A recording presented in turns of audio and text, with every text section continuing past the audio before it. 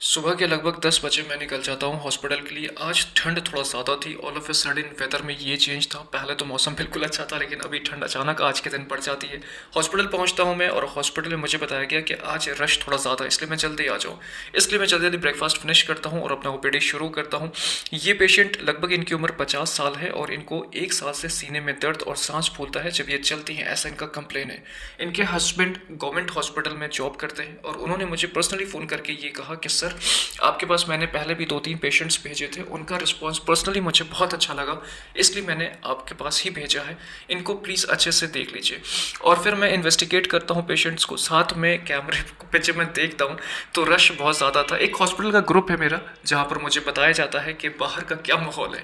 तो बाहर बहुत देर से कितने पेशेंट्स वेट कर रहे थे, जो काफ़ी बीच में शोर भी करने लगते हैं।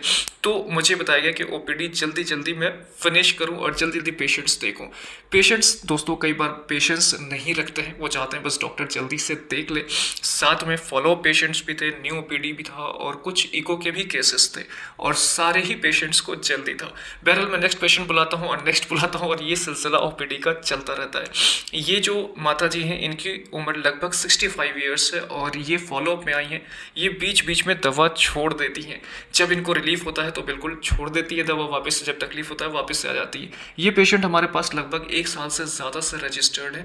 अभी फिर ये लगभग हफ्ता दिन से मेडिसिन ने छोड़ दिया है। हार्ट फेलियर की पेशेंट से जनरलाइज्ड स्वेलिंग इनको हो जाता है दवा छोड़ने पे। वापस मैं इनको समझाता हूँ, माता जी आप दवा नहीं छोड़ा कीजिए, और ये बार बार एक कमिटमेंट करती हैं और गलती बार वही करती हैं ये। चलो मैं इनको दवा प्रिस्क्राइब करता हूँ। आप चैनल सब्सक्राइब करो। व्लॉग कैसा लगता है मुझे कमेंट्स में जाके बताइए दोस्तों। आई होप आपको अच्छा लगता होगा। तो लगभग 2 बजे तक मैंने सारे ओपीडीज़ देख लिए, जितने पेशेंट्स थे, फ़ॉलो-अप थे, ओपीडी था, सब देख चुका हूँ और जिसको जो एडवाइस करना था फ्रेंड्स वो मैंने कर दिया। आप लोग बताओ आप लोग का दिन कैसा गुज़र रहा?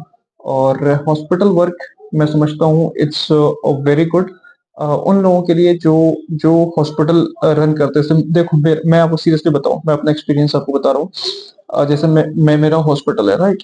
सो मैंने करना ये है कि जैसे मैं आता हूँ, जैसे आईसीयू पेशेंट से राउंड ले लिया, जितने ओपीडी पेशेंट से बैठ के देख लिया, जो इन्वेस्टिगेशन लिखना है मैंने लिख दिया, और लैब जो है डायग्नोस्टिक है वो सैंपलिंग करेंगे, जो फार्मासिस्ट है वो मेडिसिन डिस्पेंस करेगा।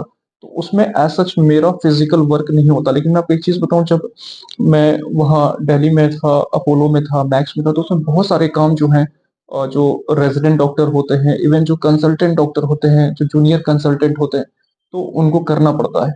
जैसे जितना डिस्चार्ज बनाना है वो आपको बनाना है, जितना पेशेंट का कोई भी नया मेडिकेशन प्लान कर रहे हो, फाइल पे आपने नोट करना है, ठीक है, फिर नर्स एग्जीक्यूट करेगी।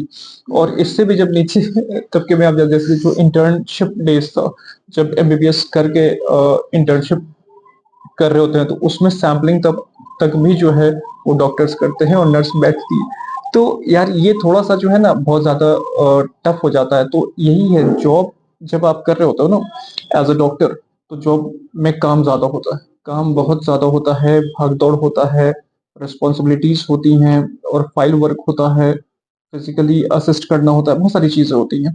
लेकिन ये सारा कुछ यहाँ पर जब आप खुद कंसल्टेंट होते हो, खुद आप डॉक्टर, डायरेक्टर सब कुछ होते हो, तो ये आपको यहाँ पे लिबर्टी मिल जाती है। ये थोड़ा-सा अच्छा हो जाता है, क्योंकि आपने मुझे सिर्फ़ जो है मुझे प्रिस्क्राइब करना है, मुझे फाइल पे लिखना है, राउंड लेना है, ऑर्डर वो करना है, और एग्ज़ीक्यूट सारी टीम है पूरी, वो करती है। तो ये एक बेनिफिट होता है फ्रेंड्स। तो अब सवाल उठता है कि प्राइवेट हॉस्पिटल्स में क्या चैलेंजेस होते हैं? What are the challenges when you are running a hospital of your own?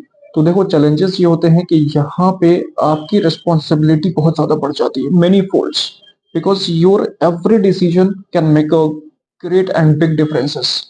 जो पेशेंट है उसको आपने डायग्नोस करना है, आपने उसके मेडिकेट करना है, हर डिसीजन आपका, जो स्टाफ है they have to do nothing, वो कुछ नहीं करने वाला है, जो करना है सब आपको करना है।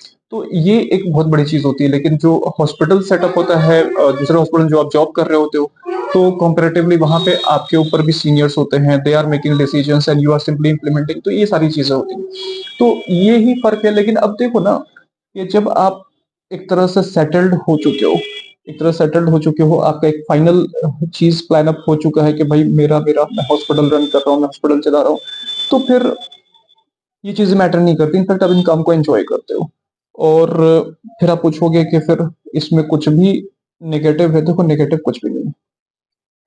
बस ये 1-2 बात मैं बताता हूँ, जैसे आपको कभी-कभी अपने कम्फ़र्ट से बाहर निकलना पड़ता है, वही बात जो कभी नाइट में इमरजेंसी आ जाती है, कभी अर्ली मॉर्निंग इमरजेंसी आ जाती है, तो फिर आपको जो है घर पे तैयार होके फिर वहाँ से फिर हॉस्पिटल आना होता है। तो ये थोड़ा-सा आपको अपने कम्फ़र्ट से बाहर निकलना होता है, यही थोड़ा-सा डिस्कम्फ़र्ट वाली बात है, और कुछ नहीं है। तो दोस्तों आप लोग अपनी बात लिखो कमेंट्स में, आप बताओ, आप क्या पूछना चाहते हो हॉस्पिटल में एज़ अ डॉक्टर, क्या क्वेश्चन्स होते हैं आपके? तो वो सब कुछ आप पूछो। अच्छा व्लॉग कैसा लग रहा है ये भी बताओ, और चैनल सब्सक्राइब कर लो, मुझसे जुड़